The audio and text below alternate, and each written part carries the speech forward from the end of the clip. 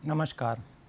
औद्योगिक प्रशिक्षण संस्थानों के समस्त व्यवसायों के लिए विषय एम्प्लॉयबिलिटी स्किल्स की पाठचर्या में अंकित प्रसंग ग्राहक सहभागिता कस्टमर इंटरैक्शंस पर आज मैं आपको प्रशिक्षण प्रदान करूंगा।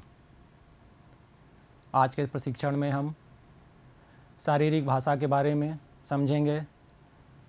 सकारात्मक शारीरिक भाषा क्या होती है उसको पढ़ेंगे और जानेंगे। सकारात्मक शारीरिक भाषा का महत्व क्या है उसको समझेंगे। शिकायतों का निस्तारण कैसे किया जाता है उसको पढ़ेंगे। शिकायतों के निस्तारण के लिए जो उपाय हैं उसको समझेंगे। अनुशीलन प्रोबिंग क्या होती है उसको जानेंगे। अनुशीलन प्रोबिंग कैसे करना चाहिए उसके बारे में समझेंगे। अनुशीलन का महत्व क्या है और थ्रेडिंग टूल्स क्या होते हैं। इन सभी बिंदुओं पर आज मैं आपको प्रशिक्षण प्रदान करूंगा।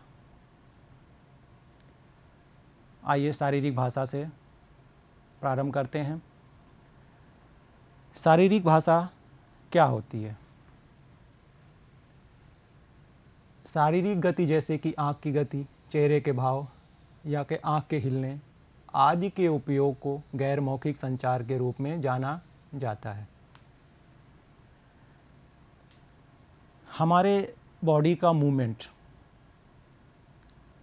अगर हम सर हिला रहे हैं या आँखों से इशारा कर रहे हैं या हाथ से इशारा कर रहे हैं या हम किस तरीके से किस पोस्चर में बैठे हुए हैं, ये सब चीज़ें कहीं ना कहीं शारीरिक भाषा का वर्णन करती हैं। और ये सभी जो प्रक्रियाएं हैं जिनको हम कहते हैं गैर मौखिक संचार, नॉन वर्बल कम्युनिकेशन, ये सब प्रक्रियाएं शारीरिक भाषा कहलाती हैं। शारीरिक भाषा में हम कह सकते हैं शरीर के अंगों की अनैच्छिक क्रियाओं का समूह होता है।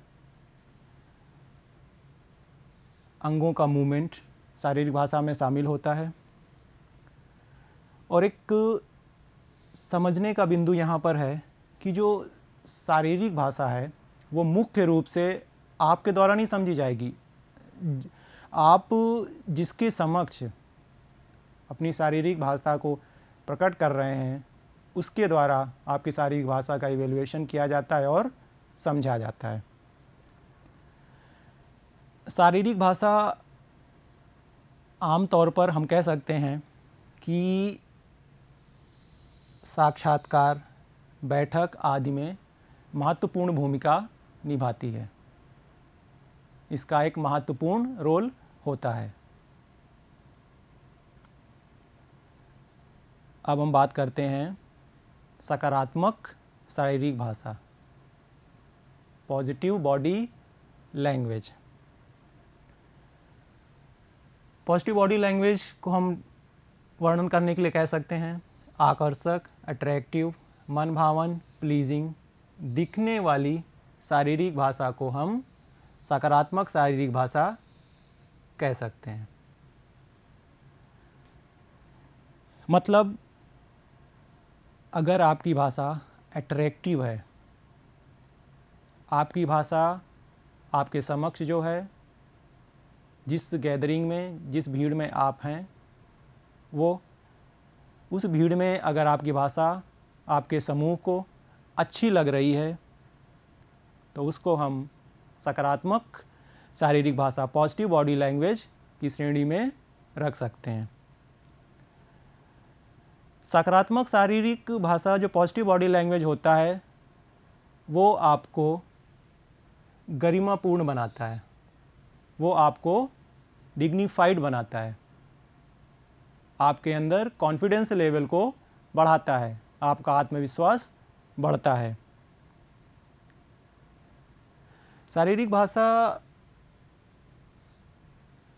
जब पॉजिटिव होती है, जब सकारात्मक होती है, तो जब आप किसी से बातचीत करते हैं तो आपका कॉन्फिडेंस लेवल हाई होता है, आपका मोरल अप होता है और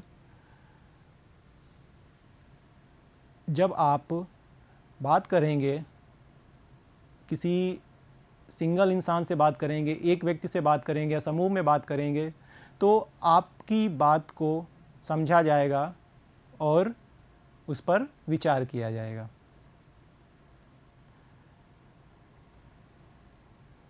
पॉजिटिव बॉडी लैंग्वेज में हम कह सकते हैं मेंटेन आई कांटेक्ट। जब आप किसी से बात करते हैं और अगर आंख मिलाकर बात करते हैं, आई कांटेक्ट के साथ बात करते हैं, तो आपको ये महसूस होता है और सामने वाले को भी ये महसूस होता है कि आप एक कॉन्फिडेंस के साथ बात कर रहे हैं। अगला बिंदु है शारीरिक भाषा में स्माइल। अगर आप किसी से बातचीत कर रहे हैं, आप संवाद कर रहे हैं, एक मंद मुस्कान के साथ, एक नॉर्मल स्माइल के साथ आप बात करते हैं। Pay attention. जब आप किसी संवाद करते हैं तो अगर उसकी बात पर आप अटेंशन दे रहे हैं, उसकी बात को केंद्रित होकर सुन रहे हैं, तो वो भी एक वो शारीरिक भाषा का, जो पॉजिटिव शारीरिक भाषा होती है, उसका एक पार्ट होता है। अगला है शेक हैंड फॉर्मली। आप किसी से मिलते हैं तो एक हाथ मिलाने का जो हमारा तरीका होता है, वो भी हमारी शारीरिक भाषा को डिफाइन करता है। अगला है वॉक अपराइट।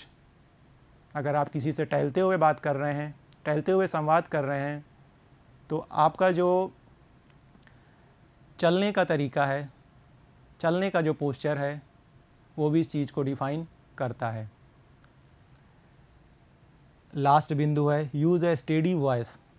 जब आप बातचीत करें, संवाद करें, तो मधुर आवाज़ में, मधुर भाषा में, स्थिर भाषा में बात करें। ऐसा नहीं कि आपने एक वाक्य बोला और सामने वाले को, अगले व्यक्ति को समझ ही नहीं आया। इस चित्र में आप पॉजिटिव बॉडी लैंग्वेज और निगेटिव बॉडी लैंग्वेज के डिफरेंस को समझ सकते हैं।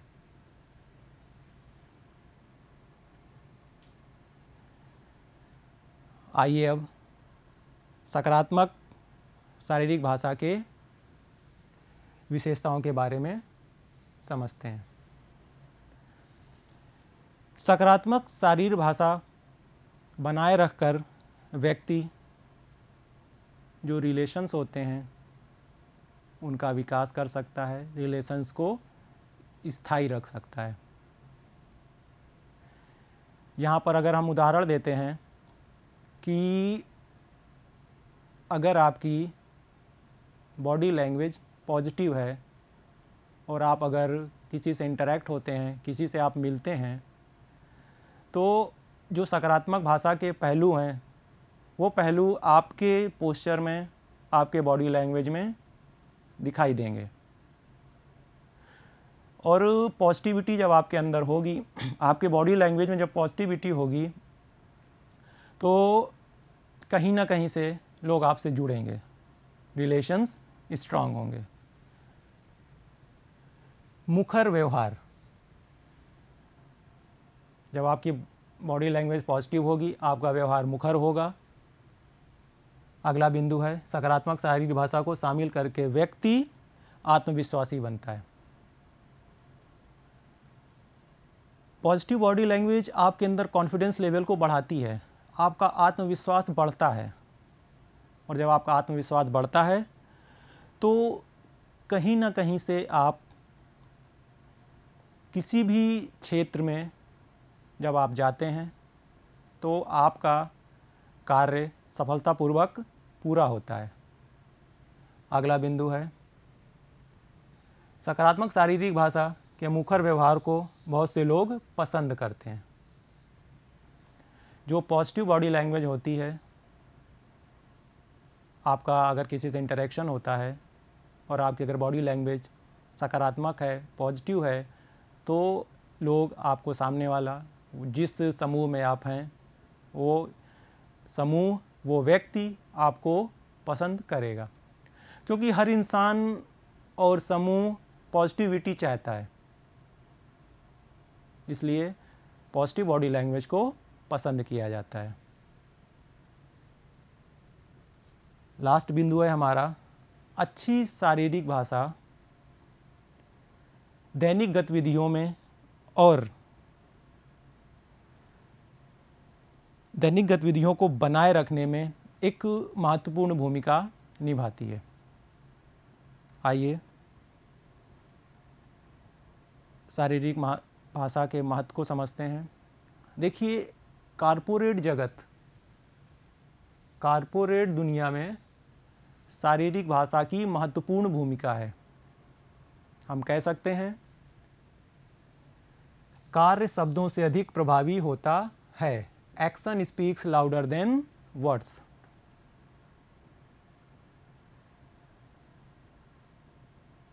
आपकी पॉजिटिव बॉडी लैंग्वेज आपके शब्दों से पहले ही आपकी प्रक्रिया को, आपके विचारों को काफ़ी हद तक दर्शा देती है। इस ग्राफ के माध्यम से हम समझ सकते हैं कि किसी भी क्षेत्र में पॉजिटिव बॉडी लैंग्वेज 55% कार्य करती है और हमारे जो शब्द होते हैं वो 38% कार्य करते हैं और जो हम बोलते हैं वो 7% कार्य करते हैं। यहाँ टोन ऑफ वॉइस का तात्पर्य है कि हम किस लहजे में सामने वाले से या कस्टमर से बात कर रहे हैं। हमारा लहजा कस्टमर से इंटरेक्ट होने का प्रभाव कस्टमर पर छोड़ता है और जो बॉडी लैंग्वेज है, हमारी जो शारीरिक भाषा है, वो 55% प्रभाव कस्टमर पर छोड़ती है। अगर आप किसी कस्टमर से अकड़ कर मिलते हैं तो कहीं ना कहीं से निगेटिव मैसेज, नकारात्मक संदेश कस्टमर तक जाता है। इसलिए हम कह सकते हैं कि शारीरिक भाषा का अपना एक महत्वपूर्ण रोल है।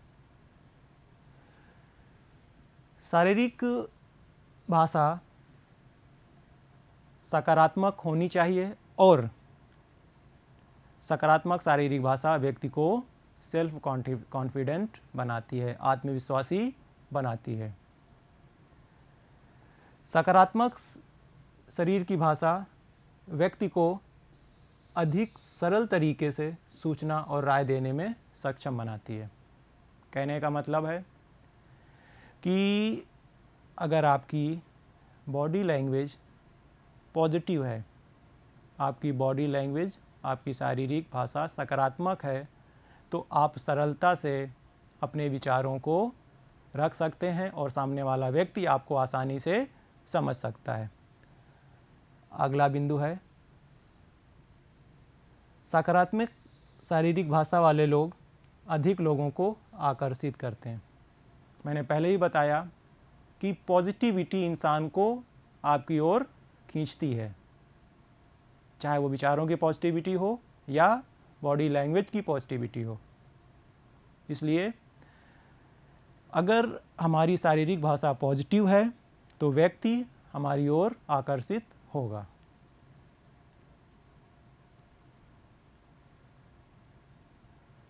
अब हम बात करते हैं सकारात्मक दृष्टिकोण, पॉजिटिव एटीट्यूड। अगर इंसान का एटीट्यूड पॉजिटिव है तो वो एटीट्यूड उसकी शारीरिक भाषा में भी दिखता है।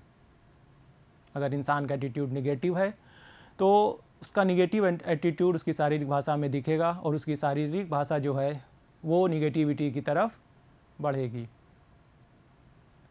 इसलिए पॉजिटिव एटीट्यूड के साथ इंसान को ग्रोथ करना चाहिए, पॉजिटिव कंसेप्ट के साथ, पॉजिटिव विचारों के साथ उसको रहना चाहिए और पॉजिटिव विचारों से ही उसकी बॉडी लैंग्वेज भी पॉजिटिव बनती है। हम कह सकते हैं एक सकारात्मक रवैया उत्कृष्ट ग्राहक सेवा प्रदान करने में एक लंबा रास्ता तय करता है।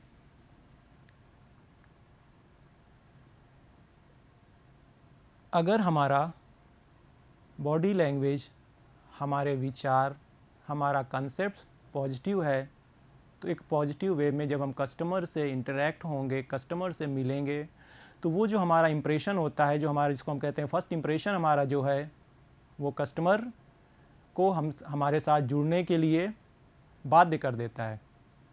कस्टमर चाहता हुआ भी आपका प्रोडक्ट कुछ कमियों के साथ भी अगर आपके प्रोडक्ट में वो महसूस कर रहा है, तभी वो उन कमियों के साथ ही आपको एश्योर करेगा, आपके साथ वो जुड़ जाएगा।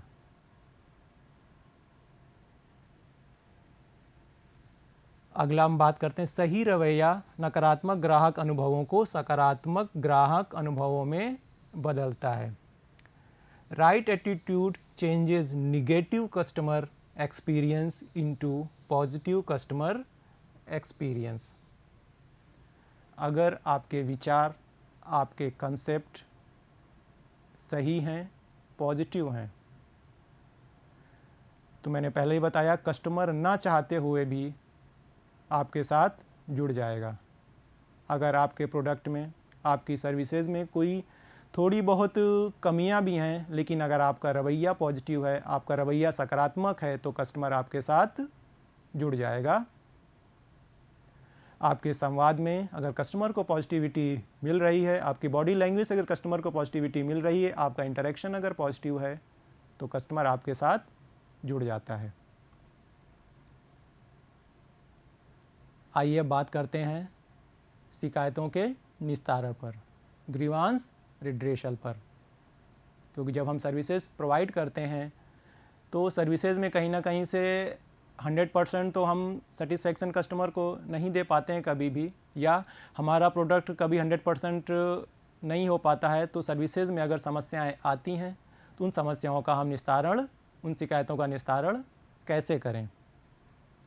इसमें हमारा है ह्यूमन रिलेशन अप्रोच, मानव संबंध दृष्टिकोण। कह सकते हैं individual are more important than production target. व्यक्ति उत्पादन लक्ष्य से अधिक महत्वपूर्ण होता है, क्योंकि कस्टमर से ही हमारी सर्विसेज चलती हैं। अगर कस्टमर नहीं है तो हमारी सर्विसेज नहीं है। और हमें कस्टमर को बेहतर सर्विसेज प्रोवाइड करना, कस्टमर हमसे बेहतर तरीके से जुड़े, उन चीज़ों को हम ध्यान में रख कर कार्य करते हैं। तो कहीं ना कहीं से हमारा पहला टारगेट होता है कि कस्टमर हमारे साथ जुड़ा रहे, और हमारा प्रोडक्शन सेकेंड टारगेट होता है, क्योंकि प्रोडक्शन और जो हमारी सर्विसेज हैं कस्टमर से ही हैं वो। इसलिए कुछ बिंदुओं पर हम यहाँ पर प्रकाश डालेंगे मानव दृष्टिकोण में, जैसे open door and step ladder approach. Customer की शिकायतों का निस्तारण, निराकरण होना चाहिए, ये कस्टमर चाहता है। अगर किन्हीं कारणों से लोअर मैनेजमेंट से या मिडिल मैनेजमेंट से कस्टमर की समस्याओं का निस्तारण नहीं हो रहा है, तो ओपन डोर पॉलिसी कस्टमर को प्रोवाइड करती है कि अपनी शिकायत को हायर लेवल, हायर मैनेजमेंट से डिस्कस करके हायर मैनेजमेंट तक पहुंचाए, और जहां से उसकी समस्या का निराकरण किया जाएगा। आइए अब शिकायतों के निपटाने के उपाय, शिकायतें किस तरह से निपटती हैं और किस तरह से निपटाई जाती हैं, शिकायतों का किस तरह से निराकरण किया जाता है, उसके बारे में समझते हैं। नंबर 1 है खुले दिमाग से सुनें।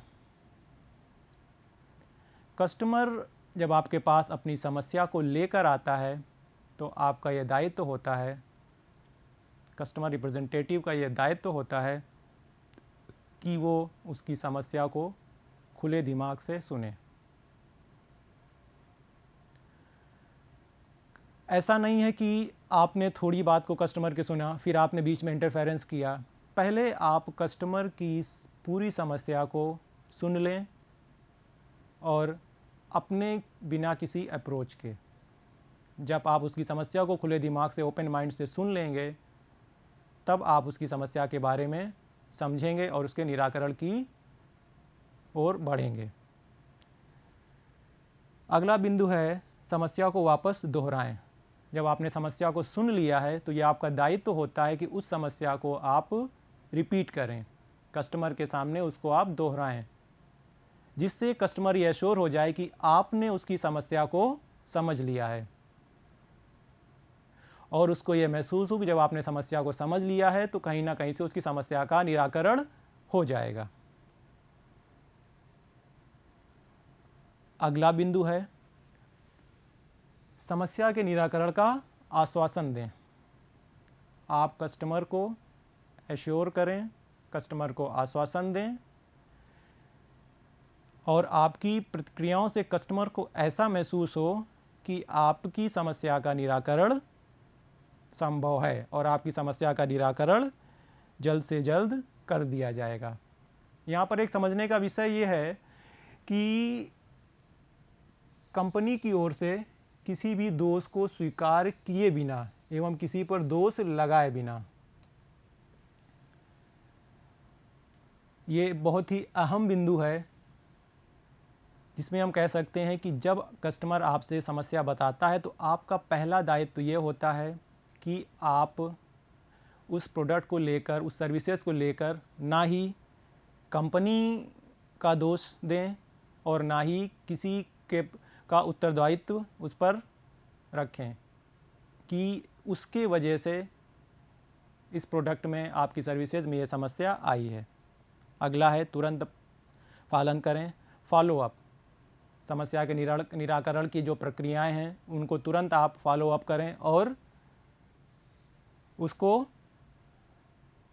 आगे लेकर, अगर आपके स्तर से पूर्ण नहीं होता है तो उसको अपने उच्च अधिकारियों तक ले जाकर उस समस्या का निराकरण करें। कस्टमर की समस्याओं को खुलेपन से समझें, सहानुभूति दिखाएं और उनकी शिकायतों की आलोचना किए बिना उस पर कार्य करें। अगला बिंदु आता है अनुशीलन, प्रोबिंग। प्रोबिंग एक प्रकार से जांच की, हम कह सकते हैं, एक कार्रवाई या ग्राहकों की ज़रूरतों का सही कारण जानने का उद्देश्य है, सही कारण जानने की एक प्रक्रिया है, जिसे हम कह सकते हैं सवाल पूछने की प्रक्रिया। आप लोगों ने sir Thomas Edison, sir Isaac Newton, महान वैज्ञानिक थे, उनके बारे में सुना होगा। और आप जानते हैं कि जो हम थॉमस एडिसन थे, महान वैज्ञानिक, वो सवाल बहुत करते थे, क्यों हुआ, कैसे हुआ। तो ये जो सवाल की प्रक्रिया है इसे हम कहते हैं प्रोबिंग, और सवाल से ही हमें जवाब मिलते हैं। जो क्यूरियोसिटी होती है जानने की, वो सवालों के माध्यम से ही हम उसको पूर्ण कर सकते हैं। देखते हैं प्रोबिंग की आवश्यकता क्यों है।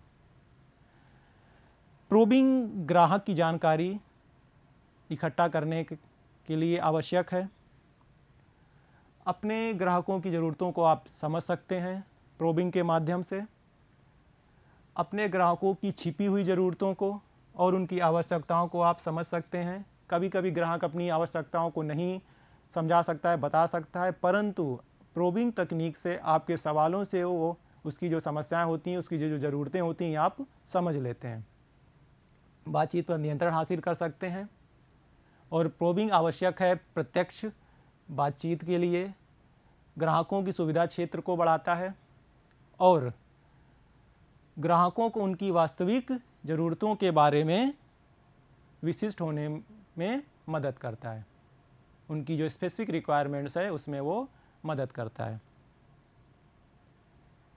अब आता है प्रोबिंग कैसे करें। निम्न बिंदुओं को ध्यान में रख के आप अनुशीलन प्रोबिंग कर सकते हैं। नंबर 1 है ग्राहकों के लिए सही तरीके की जांच करें।